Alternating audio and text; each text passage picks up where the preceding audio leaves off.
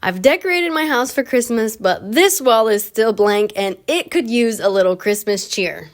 My name is Sarah, and I like to take things that are ugly and beat up or pulled out of the trash and make them beautiful again. Welcome to my channel. We have lived in our house for almost 6 years, and I've actually never hung anything on this wall. I've lacked inspiration, but I saw this picture on Pinterest from decorhomeideas.com, and I liked the stacked frame look. I thought it was simple. My Christmas decor this year is a little more rustic looking than I've done in the past, and I thought this will blend in. And I knew I had a stash of frames in the basement, so I went and looked through the frames that I had and a few frames I had in my bathroom that it's time for them to be updated anyway, and laid them out and quickly realized this was really awkward to try to stack them or glue them together to hang on the wall. And I looked back at my picture and realized, oh, these are sitting on a mantle. They're not attached. They're just sitting layered. And there's a lot of layered ideas out on Pinterest. So I decided I needed to scrap that idea and do something a little different with my picture frames, maybe do more of like an open frame photo wall. And I looked at some ideas and decided I just need to use what I have and see if I can make this work. I disassembled all the frames and took all the backings and glass out because I just want to do empty frames. But I did need to clean up the frames. The white ones, I decided I've already been painted. They'll be fine. But the one brown one needed a little touch up. It had some scuffs, and I just took some brown wax and rubbed it all on and kind of buffed it off a little, and that covered up the scratches good enough. The other brown frame was fine. But this one frame that had, it's like a cherry color. I was like, nope, cherry's got to go. I've got more gold and silver in my living room. So I decided to paint it gold. The paint was being finicky. It was a little challenging. And so I came back and just dabbed it with my paintbrush to kind of give it a more textured look. And I liked that better. So I went with that, let that sit and dry for a minute. And while those were drying and setting, I needed to figure out what I was going to do to decorate these frames. I scoured the internet to try to find some free printables. It was getting frustrating and challenging, and then I had this brilliant idea. I use Canva all the time, and they have a ton of graphics, so I went on there and was able to print out just a simple photo of pine cone, and I got a Christmas tree, and I was so excited. Like, it was so simple. Because I decided to go with two pictures, one picture was simple to put the backing back on. I could just stick the little nails back in and it was fine. The other one, I had ripped those little spiky things out and I was not going to try to put them back in. So I went with a really classy option of duct tape. I had thought about gluing around the edge, but I thought duct tape would be a little more easy to remove in the future should I want to replace the picture, especially because it's a really cheap picture. So we went with the duct tape and it'll hold for now. Right now, I'm just interested in decorating for this season. This stuff doesn't have to last forever. I may not like it next year. I don't know, but I'm pulling this stuff out of my basement and using what I have. So if I don't like it next year, no loss. It's fun to be creative. This did pull a lot out of me because I've not been doing this type of craft stuff in a while. I've been painting furniture and bedrooms. So this took a little extra use of my brain, but it was fun. I don't know if you're a crafty person, but as you're working on things or have this idea and trying to make it happen, for me, I just kind of play with stuff and eventually I just kind of go, yeah, that feels right.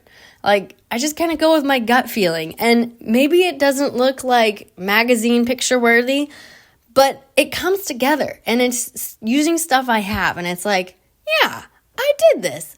This is cool.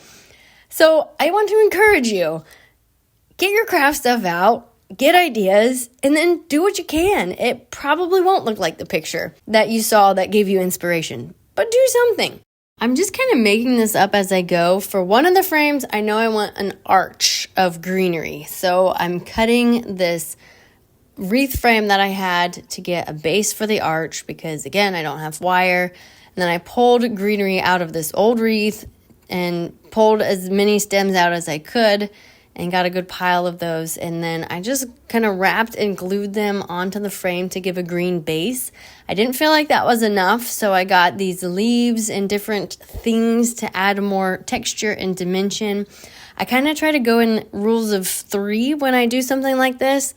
So there might be 2 red leaves on one side, 1 on the other, but 2 green on that side and 1 on the other, just to kind of, in floral arrangement, you want to go in odd numbers. I don't know, it's uniform but not matchy. So I just kind of played around with it, stuck them in where I wanted until it looked good. And then I was like, okay, that's good enough.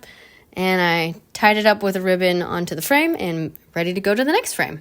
I decided to hit the thrift store to get a few more items. I didn't feel like I had enough greenery to make this look good, and I found a wreath and that ornament. And then I was able to keep working on this. For this frame, I wanted to have a wreath hanging in the center, and I didn't have a base to go with, so I found old scraps of like floral clusters where I cut the flower off and just had the wire left. Why I kept these, I don't know, but I need them, so it worked out. And I cut all the pieces I could find off and then just twisted them together to make it into a wreath. And then I pulled off a bunch of greenery from that wreath that I got at the thrift store. I really liked the greenery in this piece. You don't often find wreaths with good greenery at the thrift store, so I was excited to find this for like $7 or $8. So I got a couple different types of greenery pulled off and was able to wrap the skinny ones around the base to help reinforce it a little more and hide the wire a little more. And once that was all wrapped, I then went back and stuck the more full stems of greenery into the base. It was still flimsy and not holding up well, so I went back to my craft stuff in my basement and found some thin wire that I was able to use to wrap around the whole thing to tighten down those green stems, to hold them into place so they lay right, and to hold everything together and make it a little more strong. And as I went wrapping around, I also added these little sprigs that were kind of frosted to add a little more dimension, so it's not just the green sprigs for this, to give a little more interest. I hung that wreath with a red ribbon, and that frame is done. There's 2 more to go. For the big gold frame, I decided that the wreath as is would work great as just kind of a greenery draping over it. And I was really thankful that I just happened to pick the spot where the wreath was attached to pull the sprigs out. And I thought, Lord, only you could cause this to happen so that it was just perfect for the next craft. I was really thankful. I was like, God is good. I did need to spruce up the edges a little bit. Other than that, I could just attach this to the frame as is. I fixed the extra things in it. I had to add a bulb. But I just used that thin wire and tied it down on each side and once at the top. And that was it. That was so easy. And then the last frame that I'm doing, I wanted to hang an ornament in. And I had one, but I saw this one at the thrift store. And I liked it, but I was like, it's not rustic like the other stuff that I'm doing. But they say go with what you like when you're decorating your house. And I thought this was super cute, so I'm using it. If I don't like it next year, no worries. So I just tied that up with the last bit of red ribbon that I had, so that I used all the same red ribbon. So it was kind of uniform. So now it's time to hang everything. And I'm doing this by myself, so I don't have somebody's eyeball behind me. And I just will hang it, record myself holding it on the wall, and then go look at it and be like, yeah, that's where I want it. And then really, I just eyeball this stuff. So I kind of held the frame up where I wanted, marked spots. Then I got my level, because I do want this to look level. So I'm not just eyeballing everything. And put a couple nails in, and they're just little tiny nails. And hung up the first frame, did the same thing for the second. So it's super easy, and just kept adding and adding until I got it looking good. I tried laying this out on the floor and see how I liked it. And I was like, nah, I don't like this. So I just went with it. And I think it turned out good. So you'll have to let me know what you think, or if you've done a craft like this, or tell me if you would have done something different. I really enjoy being able to take things I have, especially some of these things I've had for up to 5 years maybe, just sitting in my basement waiting for inspiration to be used. So I'm really excited to get to put these to use, to get to enjoy them, to take something that was kind of junky and make it a decoration and enjoy it all Christmas season. Who knows? These are kind of wintry. I might be able to just leave them up all winter. Nothing says Merry Christmas or anything. So this might be up for a while. We'll see.